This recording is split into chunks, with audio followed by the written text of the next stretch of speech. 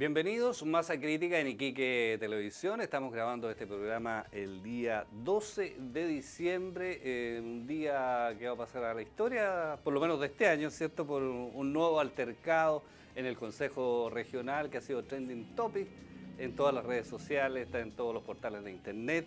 Y precisamente lo mencionamos porque tiene que ver con uno de los temas que vamos a abordar hoy día con nuestros invitados. Juan Podestá, ex conductor de este programa, ¿cierto? De aquí saltó a la fama, ahora trabaja en el gobierno regional. Juan, ¿cómo estás? Muy bien, muchas gracias. Muy agradecido. Patricio Martínez, presidente del Partido Radical, recientemente reelecto, flamante reelección. Patricio, bienvenido. Muchas gracias por la invitación. Y Renzo Trisotti, diputado de la UDI. Renzo, una vez más, gracias por estar aquí con nosotros. Feliz de poder conversar de temas contingentes una vez más. Gracias. ¿Qué pasa con la calidad de la política, estimado Juan? La política chilena está, cierto, con cifras muy bajas en las encuestas, la gente no cree, hay un desencanto, hay un desaliento y todo el mundo mete a todos los políticos en el mismo saco. Aquí en nuestra ciudad, cierto, tenemos numerosos episodios donde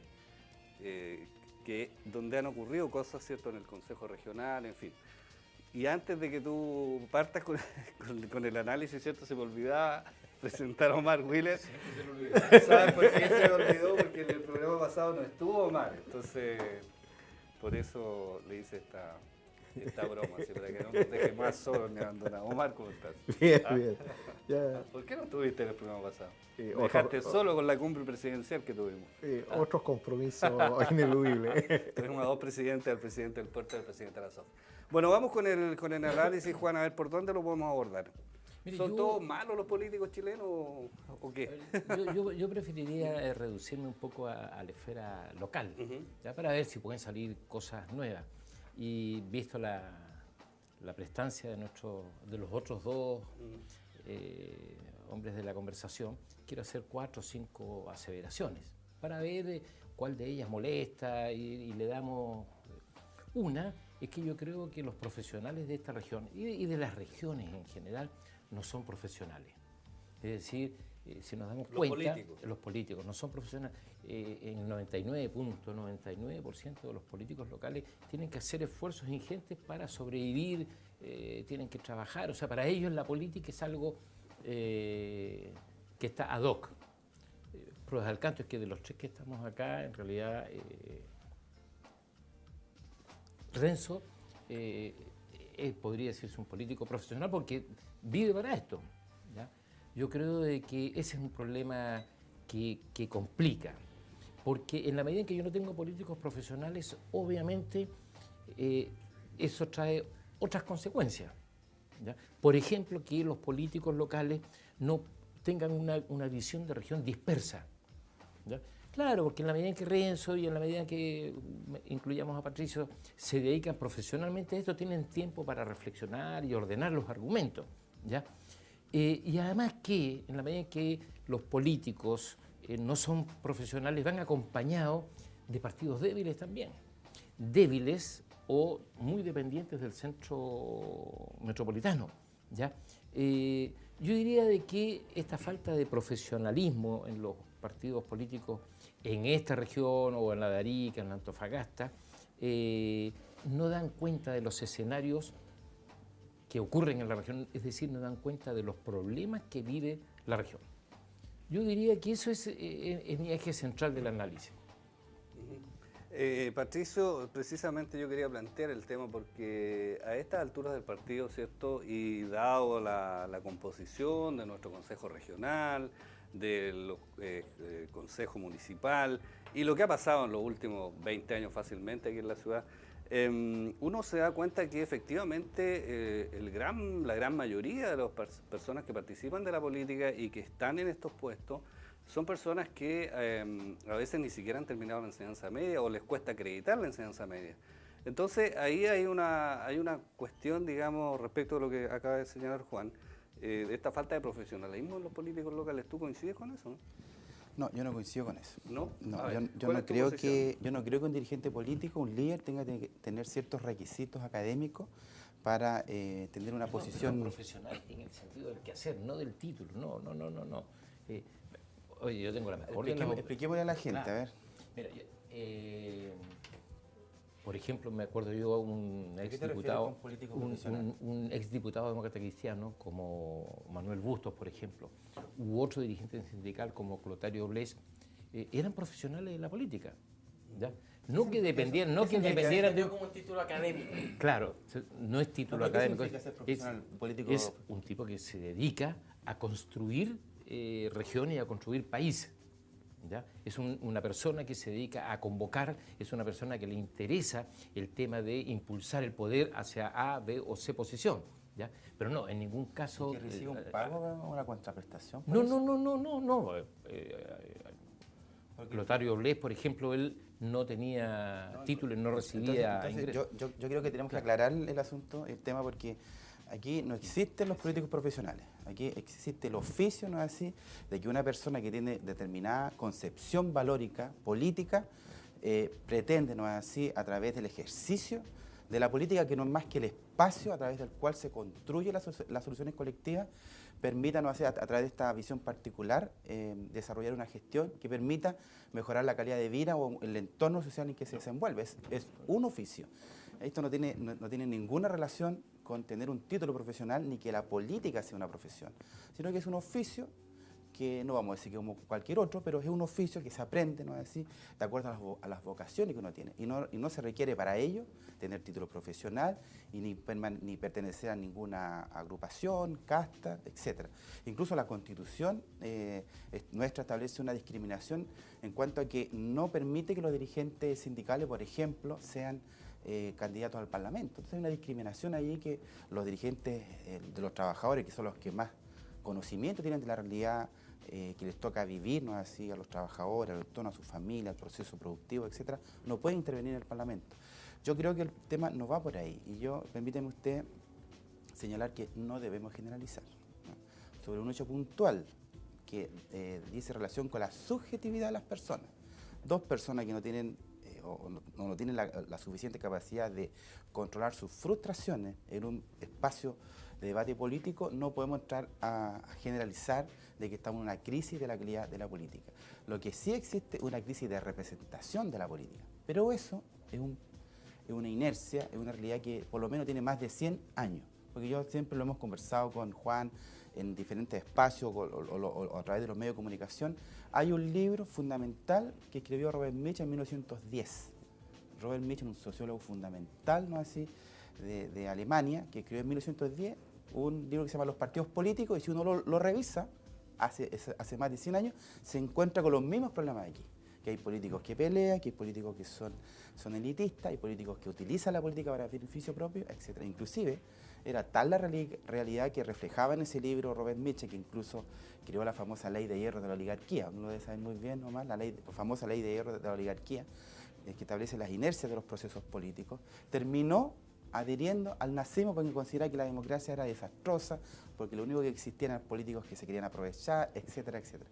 Entonces, mira, la realidad que está viviendo el proceso político no es una cosa nueva. Por ejemplo, vamos a dar el ejemplo que siempre algunas personas dan, el famoso enfrentamiento que tuvo Salvador Allende con Raúl Rettig en el año 51, que se baten a duelo por una discusión que tuvieron en el Senado. Y uno no va a decir que hay una crisis en la política con dos líderes de fuste como son Raúl Rettig y Salvador Allende, personas totalmente con un intelecto bastante superior, se enfrentan porque, bueno, la incapacidad no es así de resolver los temas pacíficamente. Yo creo que tenemos que constatar esa realidad, ¿eh?, de que hay crisis de representación, hay partidos débiles, como dice Juan, etcétera. Pero de que generalizar de que la clase política está, no es así, prácticamente en un espacio donde se agreden, donde se insulte, yo creo que no. Porque si no, estimado Reinaldo, este país no estaría en la posición que está. Formamos parte de la OECD, somos el primer país en competitividad en América Latina, etcétera, etcétera. Montones de méritos que se dan con este sistema político que tenemos y con los políticos que tenemos. Renzo, ¿cuál es tu planteamiento respecto de esto? Yo creo que lo que yo evidencio hoy día en la calle es que efectivamente estamos pasando por una crisis muy compleja hacia la clase política. Y uno lo trata yo cada vez que estoy en las poblaciones trato de ir buscando cuáles son las causas. Y siento que hoy día se debe principalmente a que la clase política se está, y nos estamos, abocando a temas que la gente siente como importante, pero no esencial para su día a día. El otro día una señora en una población me decía, oye, que pierden tiempo en estos grandes temas que uno ve en las noticias, pero nosotros seguimos igual. A mí el sueldo de mi marido, porque esa señora no trabajaba, cada mes me alcanza menos. Por lo tanto, hoy día creo que tratando de hilar más fino cuál es el verdadero motivo, es que hoy día siento que la gran mayoría piensa que la clase política está analizando temas que para nosotros pueden ser muy relevantes, que forman parte incluso de muchos de ellos de los programas de gobierno de distintos presidentes, pero que van en poca sintonía. Y hay otro factor que al final la representación, cada vez que esa persona entra a la urna y marca, busca una persona para que le solucione los problemas. Y hoy día, cuando efectivamente se dan estas peleas, y no quiero representarla en lo que ocurrió el otro día, sino que cuando prende la tele y ve el Parlamento y ve que primero habla uno de derecha y el de izquierda le contesta, o que aparece un presidente de un partido político X y el otro le contesta, y eso lo vamos llevando a nivel regional, en el CORE, en el concejal, ¿sabes qué? Gastan saliva, gastan tiempo, les pagamos los sueldos todos nosotros y se dedican a pelear por puras pelotudeces, pero acá nosotros seguimos viviendo con los mismos problemas. Por lo tanto, creo que hay un tema de que no hemos logrado sintonizar muy bien. Y claro, quizás nos meten a todos en el mismo saco, pero cuando después tú haces el detalle, se producen los procesos eleccionarios, ves que tienes senadores, diputados o los candidatos a la presidencia que obtienen grandes votaciones. Por lo tanto, hoy día sí, con mucha tristeza uno ve las encuestas que miden la percepción de los cuerpos colegiados, como puede ser el Senado, la Cámara de Diputados, y tienen evaluaciones muy, muy, muy bajas. Y creo que ahí hay un problema muy grande, porque al final se comienza a corcomer ciertas instituciones que son básicas para un Estado de Derecho, para lo que es la democracia. Empieza a haber cada vez menos valoración. Y creo que hoy día eso es muy, muy complejo. Cuando muchas veces yo voy a la radio y yo le digo, y al final yo llevo 9 meses de diputado, pero debo reconocer que me toca cargar con una serie de cruces que vienen arrastrándose hace muchos años por la clase política. Y algunos nos dicen, ¿y usted por qué no hace esto? ¿Por qué hace lo otro? Primero, lo que es evidente que acá faltan urgentemente clases de educación cívica para que la gente en definitiva logre entender cuál es el rol de cada una de las autoridades, pero acá cuando uno empieza a hacer un análisis, llega un minuto en que la gente está con las ganas de tirar el mantel. Acá no sirve nadie, todos ustedes no sirven para nada, por lo tanto ojalá que venga otra cosa. Nadie te explica qué es eso. Pero eso es producto de que efectivamente hoy día hay una sintonía, creo yo, cada vez peor, pese a que yo hago todos los días esfuerzos por tratar de revertir esto. Sí estamos metidos en un club que hoy día es impopular, de que todos piensan que somos ladrones, que somos flojos, y yo estos 9 meses te diría que es muy por el contrario. Yo he tratado de estar en contacto con la gente, me saco la mugre trabajando, y creo que a través de ese ejemplo uno logra decirle a las personas, no, ¿sabes qué? Es importante que haya una clase política que te represente, y en el minuto de las elecciones usted valore a quien lo hace bien y mande para la casa a quien lo hace mal. Mira, Omar, sí, espera si un... tú me permites, ¿no? quería hacer un planteamiento respecto. Por ejemplo, lo que acaba de decir el diputado Trisotti es un ejemplo de lo que él mismo está condenando. Señala que una mujer considera que su esposo está ganando menos plata hoy día. ¿Ya? Eso da cuenta de una situación bastante dura y compleja en nuestro país. No existe la posibilidad de negociar al interior de la empresa. Doy el ejemplo de Scotiabank, que acaba de terminar su negociación colectiva, en donde no se le aumentaron de manera significativa la remuneración de los trabajadores, pese a que esa empresa obtuvo el año pasado 56% de los ingresos. Yo le pregunto al diputado, la presidenta Bachelet va a presentar el proyecto de ley que establece la eliminación del reemplazo de trabajadores en huelga, que va a cambiar esa realidad, que va a permitir que al interior de la empresa se redistribuya la riqueza, como ocurre en todos los países de la OECD. Yo le pregunté en una oportunidad al diputado Trisotti cómo iba a votar para que a esa señora le aumenten el salario cuando tenga la oportunidad de negociar, el diputado Horizonte dijo que iba a votar en contra de ese proyecto. Entonces, el ejemplo que él está dando grafica, ¿no? Así, esa realidad que él mismo está evidenciando, que una clase política que no atiende, o sea, que plantea una retórica, pero cuando hay que plantearle la solución concreta a los trabajadores, darle una herramienta para que se le aumente la remuneración, el diputado va a votar en contra en el Congreso. Bueno, yo creo que Pato ocupa un tema absolutamente ideológico para tratar, porque es un muy mal ejemplo. Ya la señora es que obviamente en este país estamos teniendo una inflación enorme, todos los días se valorizan las cosas y eso es lo que la gente al final está percibiendo. No tenía ni una vinculación con ni un banco, la señora era un tema muy distinto. Bueno, a ver, vamos a tener espacio para seguir conversando, pero sigamos. Sí, pero aquello que dije lo que pasa es malamente. que Deje lo que explique. ya, explique, don Juan.